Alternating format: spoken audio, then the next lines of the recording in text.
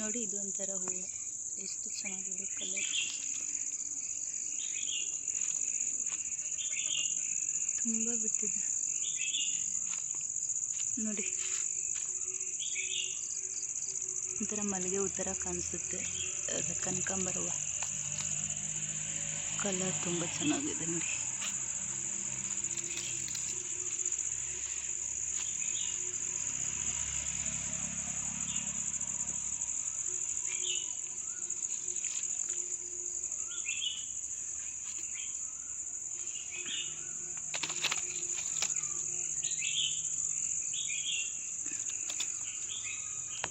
ಐತೆ ಇದ್ರ ಹೆಸರು ಏನು ಗೊತ್ತಿಲ್ಲ ಅಕ್ಕ. ಬಾಂಬೆ ಮಲ್ಲಿಗೆ,